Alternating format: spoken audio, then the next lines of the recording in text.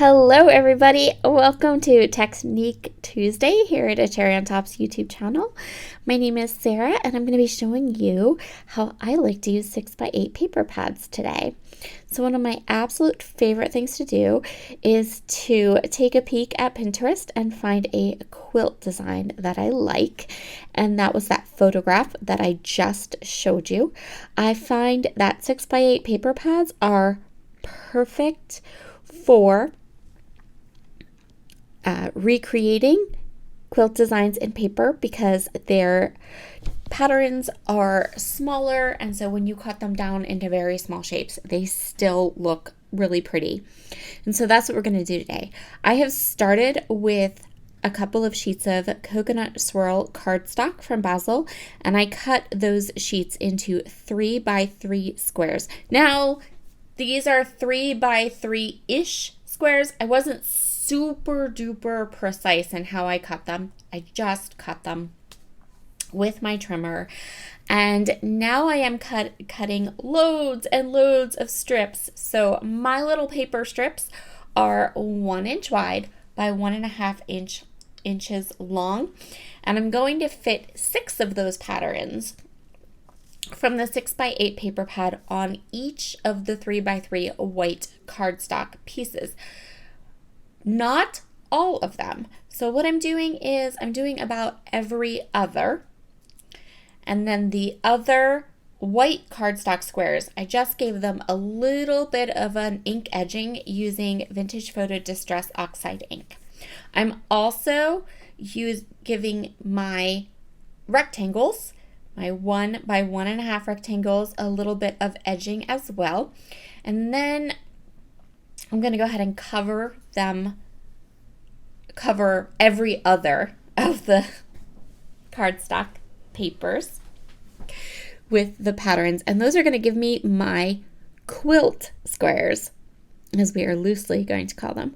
I'm alternating the patterns, so I'm using the 6x8 paper pad from 49th and Market, the Spiced Collections.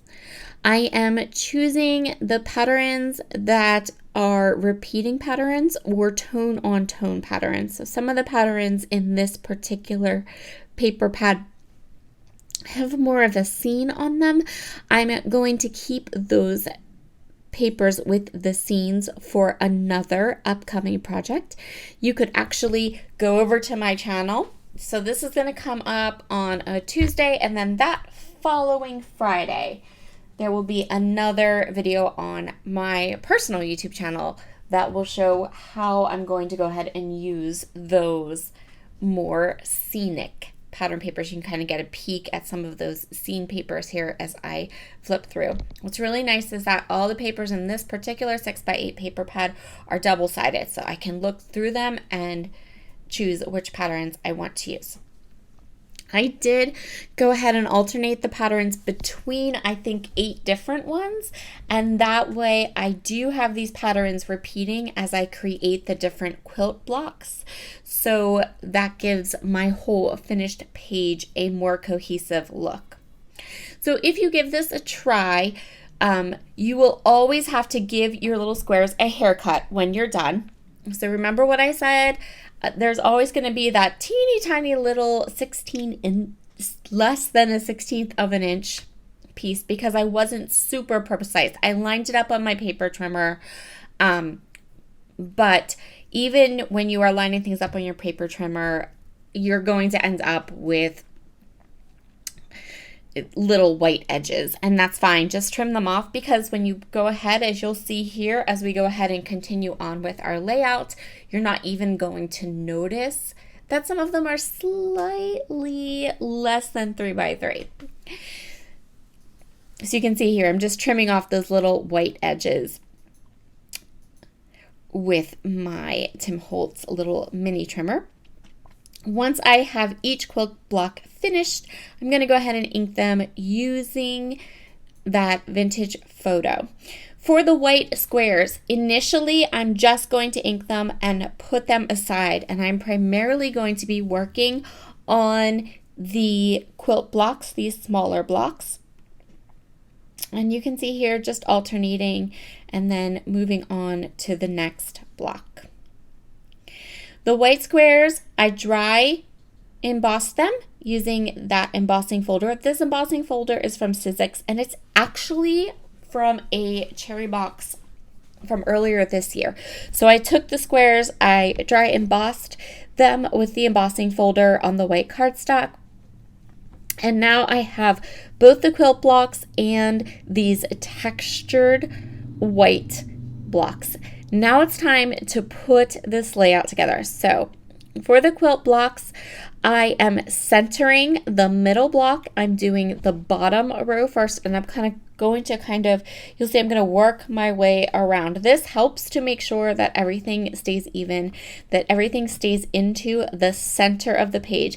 Remember how we had to give those quilt blocks a little bit of a haircut or just a little bit of a trim? Well, because we dry embossed the other white pattern papers, that actually made them just a little bit smaller. So that's awesome, because now our quilt blocks are actually going to fit together really, really well. So I started with the bottom 3 across and centered them. Now I'm going up. And once you have this kind of L shape created, filling in the rest is really nice and easy. So that's what I'm going to do now. I'm going to fill in this whole center section. You could, of course, do the entire page if you wanted to. I thought that it would be a great idea just to use this center section, and then I have some white space on either side of my layout, and we're going to actually add a little bit of stitching to that, faux stitching, as we move through our layout. So I'm just going to get all of these quilt pieces into place, and then I'm going to go ahead and I'm going to use some more of that 6x8 paper pad to trim map my photos. So these are 2 photos I took on vacation. I recently took a nice, lovely long vacation to Virginia. I went to a whole bunch of historic sites, one of them being Mickey's Tavern. So that is what we are going to scrapbook today. So these are just the photos of the outside of the tavern, and this will almost be like a starting page. I have more pictures from the delicious food we ate and the things that we saw while we were here, so I will definitely be scrapbooking more pictures of our trip, because it was this part of our trip, it was pretty much a whole day, and it was fabulous. So in case you have never visited Mickey's Tavern in Virginia, it is a tavern that has been in business since 1784, and they serve period food. The interior of the tavern is gorgeous, and I spent the entire vacation calling this tavern Michi's Tavern until we went to the tavern and ate, and then they called it Mickey's, and I was like, whoops.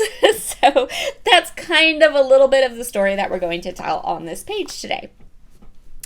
I have added foam tape to the back of both of my photos, and you saw me there kind of deciding where I wanted my photos to be on my page. And now I'm going to go ahead and stamp my title. So this is a stamp set from my stash. It's no longer in production, but I absolutely love the font. So I'm just using some Raven ink from Brutus Monroe, and I'm going to stamp my title. I love this cursive font and the fact that this title, the letters kind of link in together. So when I'm all done stamping my title, I'm going to actually have 4 kind of calligraphied style or hand lettering style on my page. I am a big fan of buying stamp sets and stamping titles, because when you find a font you love, you don't have to break the bank, and you don't have to worry about having to come back and buy those same letter stickers over and over again. You have them forever. So that's my title. My title is Mickey's Tavern, pronounced Mickey. Kind of a nod to how I had mispronounced it for most of our trip until we got there.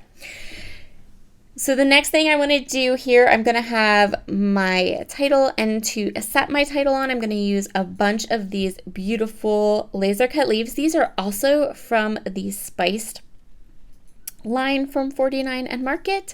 So I'm just choosing some of these leaves. I'm going to treat them almost like floral pieces. I'm going to cluster them all together and cluster them up in a couple of different spots so that when you look at the layout as a whole, your eye can kind of follow this cascading row of leaves from the top of the page down through the title and photos and then into the bottom. I have stamped my title in black ink to make it super readable and easy to see, and I'm also going to go ahead and add a couple more black elements to the page to pull in that black so it's not just in one spot, but so that it is in multiple spots. I've also grabbed some of the buttons from another pack of laser cut elements from 49 and Market, and I'm placing those little buttons with their string tone on different parts of my quilt design. I am adhering all of the leaves and my title words with Nuvo Deluxe adhesive. I find that this is the best for adhering these elements down onto the textured squares that we have created. I popped up both my photos on foam squares, and now that I have everything adhered down, I'm taking some of these stitching rub-ons from 49th and Market again. So these are the Stitching Essential rub-ons. I love 49 and Market rub-ons. They are fabulous. They go on easy like butter, and they look amazing. These stitching rub-ons, I adore them. So I'm just creating a line of stitching down the side, both sides of my page. So we have our quilt design, and then we're pulling in some more of the little sewing ephemera and the stitching rub-ons just to kind of reinforce that kind of stitching idea. And even here, I'm not going to waste any of my rub-ons. I had a little bit there that I didn't use. It kind of hung off the edge. I'm going to grab it ever so gently, and I'm just going to add it right onto my page as well to just add that little bit. And you can see how easy they come off, and I love that. I love how those stitches kind of hold the layout together and definitely kind of pull it in. Now for a little bit of gold splatter, I'm using Brutus Monroe's aqua pigment, or it also goes under the name Shimmer Splash in the gilded color. I'm using this little dropper to get some nice larger droplets, and then I'm using my paintbrush to get a more scattered splatter. Here are all of the close-ups. Thank you so very much for joining me today. I hope you have a wonderful Tuesday and you are enjoying this month's theme of 6x6 or 6x8 paper bags. See you again soon. Bye.